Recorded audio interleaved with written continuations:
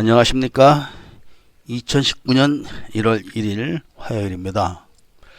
코페스 동반자에서 필리핀 부동산 디렉토리 내에서 필리핀에서 땅과 콘도를 살 때 어떻게 사는가요? 라는 주제로 말씀을 드리기로 하겠습니다. 오늘 제가 이 말씀을 드리는 것은 어떤 구독자님께서 얼마 전에 약간 시간이 지났습니다만은 이런 질문을 해 오셨는데 연말이고 해서 제가 답변을 충분히 못 드렸습니다. 그런 의미로 제가 방송을 통해서 답변을 확실하게 드리도록 하겠습니다. 우선 필리핀에서 땅을 산다. 왜 사는지 이게 굉장히 중요합니다. 그리고 어떤 용도로 쓸 건지 이것도 굉장히 중요합니다. 그런데 그 필리핀에서 땅을 살 때 이게 살기 위해서 사느냐 아니면 사업을 해야 되느냐 여기에 또 따라서 또 다릅니다.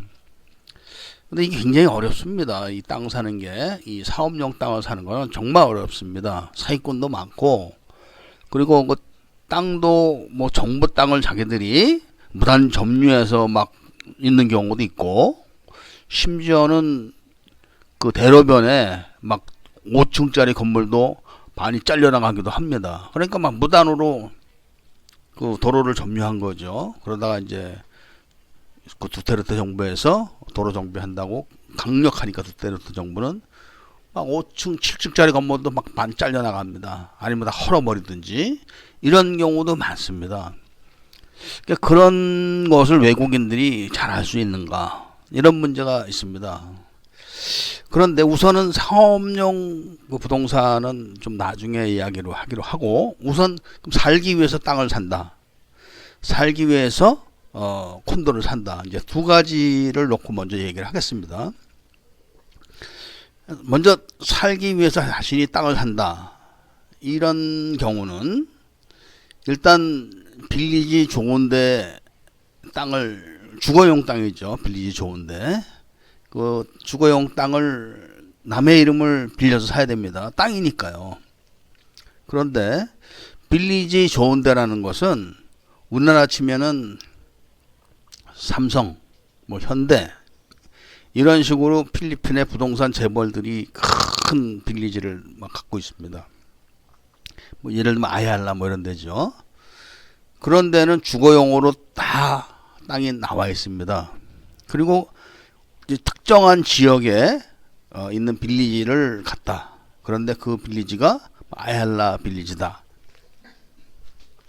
그런 경우는 그 빌리지 내에서 그 계약을 하는 것이 아니라 그 아얄라의 그 지역 사무실이 있습니다. 지역. 그러니까 내가 살고자 하는 곳이 뭐 마닐라의 어떤 지역에 있다. 그럼 그 지역을 관장하는 사무실 또는 본사 이런 데 가게 되면은 그 부서가 있습니다.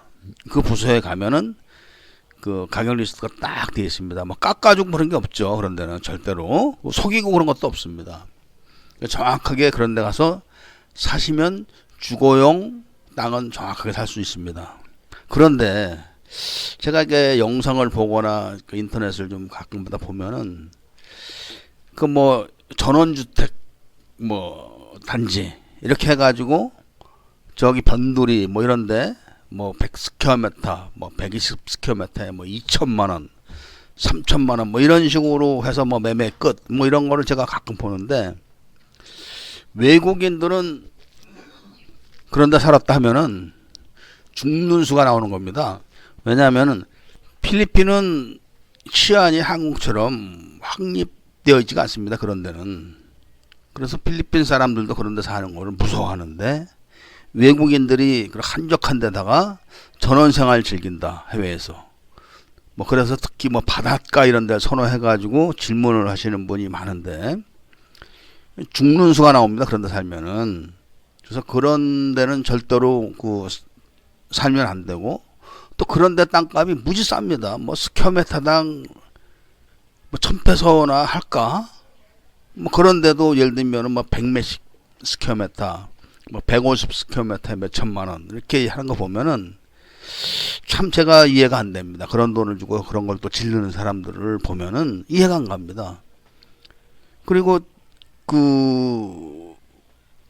그런 데는 하여튼 안전을 위해서는 절대로 가시면 안 됩니다. 그러니까 확실하게 이 경비가 있고 총을 든 경비가 있고 겹겹이 이 가드들이 있는 그런 안전한 빌리지의 땅을 사시는 것은 그런 식으로 사시면 됩니다. 그러니까 그런 데는 뭐 브로커를 낀다. 쉽게 브로커라는 게 한국말로 하면 부동산입니다. 부동산을 낄 필요도 없습니다. 그리고 뭐 변호사도 필요가 없습니다. 그 회사에서 다 하니까 그런 데는. 근데 이제 그렇지 않고 일반 주거용 땅, 그러니까 빌리지가 아니고 그냥 길가 뭐 이렇게 길 동네, 막 필리핀의 그런 일반 동네들 아니면 이제 아주 저렴한 그런 빌리지 이런 데는 안전을 담보할 수가 없습니다. 그런 데는 땅을 사시면 안 됩니다. 절대로. 그 점을 이제 이해를 하시고 주거용 땅을 구한다 하면은 한국으로 치면 삼성이나 현대급 되는 그런 메이저급 부동산 회사에서 운영하는 빌리지에 그런 땅을 사시면 됩니다. 근데 빌리지에 가서 보면 굉장히 넓고 뭐 빈 땅 많습니다. 야, 답이 없구나. 그게 아니라 이미 다 팔린 땅입니다. 그런 땅들이. 그런 땅들 중에서 남아있는 땅이 있다면 구입이 가능합니다. 없으면 못 삽니다. 지금 집이 안 져져 있고 빈 땅이라도 이미 다 그런 데는 매각이 된 겁니다. 필리핀에 돈 있는 사람들이 다 사놓은 겁니다. 그런 땅들은. 그 점을 이제 말씀을 드리고, 이제 두 번째, 이 콘도에 대해서 제가 말씀을 드리겠습니다. 콘도. 이 필리핀 마닐라에 많은 그 콘도들을 짓고 있습니다. 이 콘도도 마찬가지입니다. 필리핀의 메이저급 회사들이 짓는 콘도가 아니면은 다 져 있는 거면 모릅니다. 근데 메이저급 회사들이 아닌 콘도를 잘못 사가지고 다달이 돈을 붓다가 그 회사가 망하거나 아니면은 중공검사가 안 나오거나 하면 끝나는 겁니다. 그런 건물들이 상당히 많습니다. 뭐 그냥 쉽게 우리가 보면은 마닐라 공항에서 나와가지고 그 아기날도 하이웨이 가는 쪽으로 해서 그러니까 로하스 볼리바드죠. 오른쪽으로 딱 틀면은 코너에 콘도 3개가 이렇게 건물이 있습니다. 그 중에 한두 개가 이 아주 오래됐는데 거기도 그 분양이 안 돼 있는 게 있습니다. 입주를 못 하는 거죠. 그러니까 중공검사가 안 난 겁니다. 그런 게 많습니다. 말라떼도 있습니다. 말라떼도. 그런 데가 많습니다. 필리핀은. 그런 식으로 해가지고 피해를 보는 경우가 많기 때문에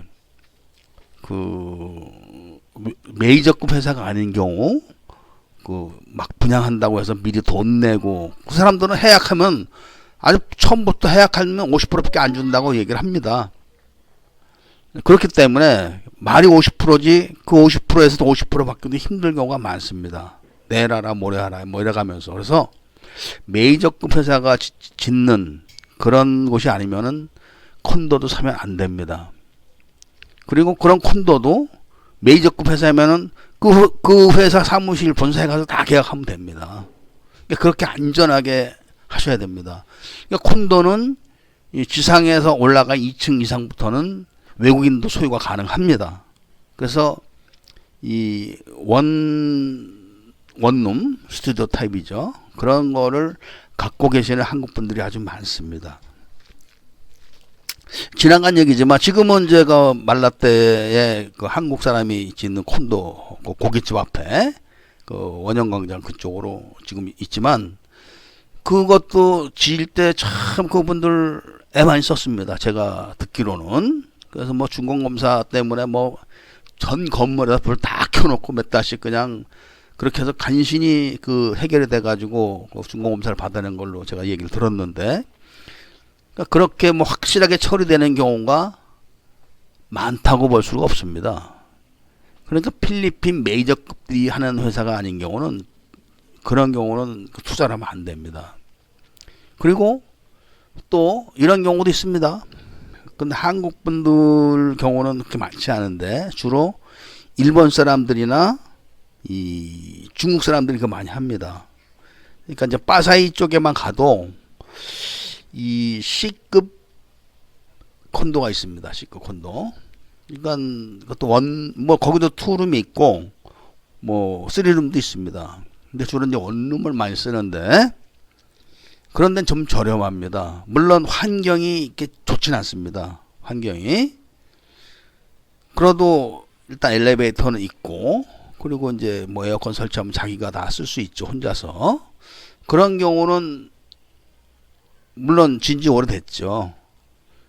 그렇기 때문에 저렴하게 이제 구입을 할 수 있습니다. 그런 건. 그런 것도 그런데 사무실 가서 물어보면 되는데 외국인이기 때문에 이제 문제는 제대로 얘기를 안 해주죠. 왜냐하면 그 콘도 직원이 한테 얘기를 했는데 콘도 주인이 주인한테 얘기를 해가지고 차액을 지가 먹는다든지 뭐 이런 게 굉장히 많습니다. 필리핀은. 저희 사무실에서도 먼저 제가 말씀을 드렸지만 매매는 하지 말라 이겁니다. 굉장히 어렵다는 겁니다. 필리핀이. 막상 살라고 하면은 그렇게 속이는 게 많기 때문에 저희도 지금 당장 그런 상업용 건물을 하나 살려고 하는데 저희가 영업을 하는 바운더리 바깥에서는 절대로 손 안 댑니다. 기다리는 겁니다. 영업하는 바운더리에서 나올 때까지. 왜냐하면은 불안해서 하는 겁니다. 불안해서. 하도 속이고 속고 이런 것이 많기 때문에.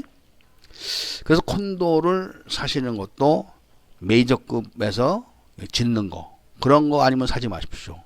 아니면은 다 지어서 좀 사람이 살고 있는 데서 사는 거 이런 거는 됩니다. 이미 중공검사 나가 있는 거고 그리고 이제 그런데도 주인들이 급해서 파는 게 있습니다. 급해서 그런 것들을 수소문을 해서 싸게 잘 사시면은 자기 앞으로 명의가 이전이 됩니다. 콘도는.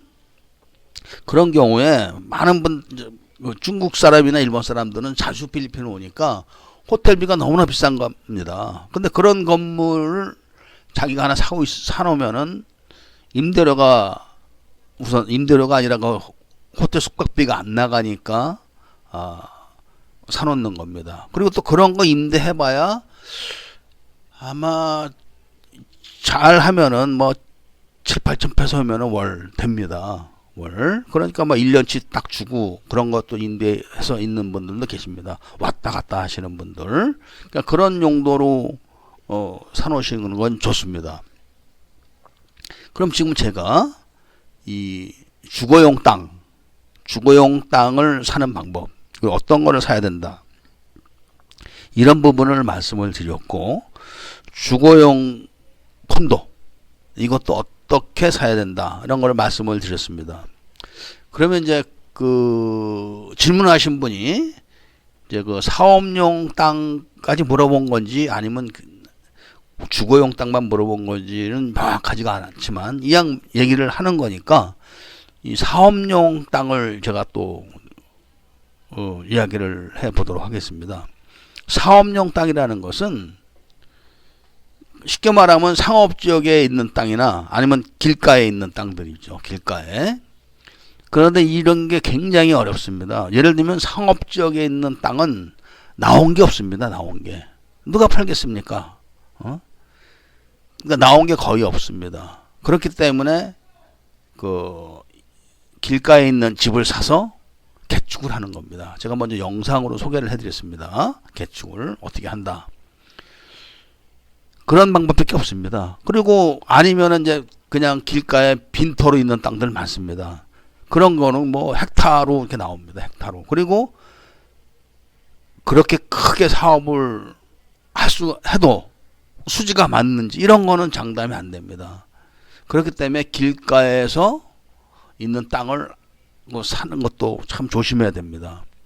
일단은 그런 것들은 이제 법인을 설립해가지고 사업용으로 할 수가 있습니다.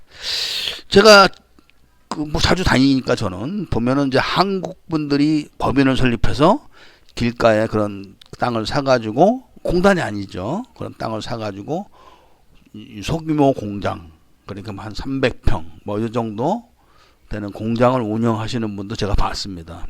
문 딱 걸어 잠궈 놓고 뭘 만들어서 뭐 한국으로 팔든지 뭐 이렇게 하겠죠. 그러니까 그런 경우는 그런 땅을 산 겁니다. 그런 땅을. 그래서 그런 땅을 사신 분들은 나중에 사업도 잘 되고, 그러다가 땅값이 수십 배가 올라오면은 그때 또 처분해서 또 다른 데로 옮기고, 뭐 그렇게 하시는 분도 계십니다. 그렇게 하시는 분도 제가 그런 건 눈으로 본 거니까.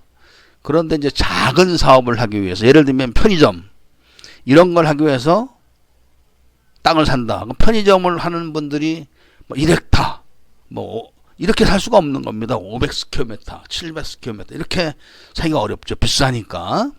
그런 분들은 이제 100스퀘어미터에서 200스퀘어미터 사이에서 나오는 길가의 집 중에서 장사가 될 만한 곳, 이런 거를 사가지고 이제 개축을 해야 되는 거죠. 개축. 근데 그런 정도가 되려면은 거의 필리핀에서도 부동산을 하시면서도 상위급에 있는 분들이나 가능한 겁니다. 필리핀에서 부동산 한다고 해서 그런 거 아무나 하질 못합니다. 그 정도 되면은. 그렇기 때문에 필리핀에서 땅을 사시려고 하시는 분들은 뭐 무조건 변호사든 이렇게 되는 게 아닙니다. 변호사야 불러주는 대로 쓰고 책임이 없는 겁니다. 그 사람들은. 네가 이렇게 얘기했잖아 먼저 번에, 그럼 끝나는 겁니다. 그렇기 때문에 변호사가 무슨 부동산업자는 아니지 않습니까? 서류를 공증해 준다거나 그런 데는 가능하지만, 그럼 개인 땅을 사가지고 막 알지도 못하면서 공증한다고 해서 끝납니까? 그런 게 아니기 때문에 땅이라는 거는 큰 돈이 들어가는 겁니다. 그렇기 때문에 확실하게 알지 않으면 절대로 사면 안 됩니다.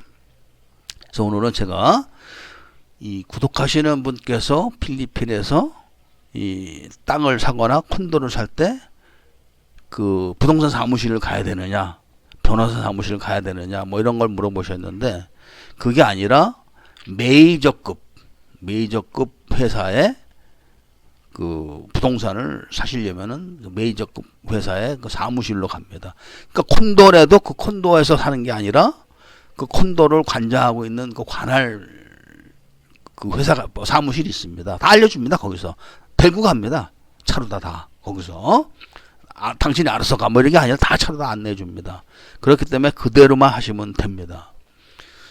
그러면은 이제 제가 그 질문하신 분의 그 궁금증을 충분히 해소를 해 드렸는지 여부는 잘 모르겠지만 나름대로 확실하게 대답을 해 드렸습니다. 그러니까 개인이 뭐 잘 안다, 아는 형님이다, 어디 땅 뭐 전원주택 좋은 데 있다 가가지고 뭐 쉽게 말하면 얼마 되도 않는 땅을, 뭐 쉽게 말하면 10만 페소도 안 되는 땅을 뭐 돈 상당히 많이 주고 사는 거죠. 몇 배를. 그리고 그 사면 뭐 합니까?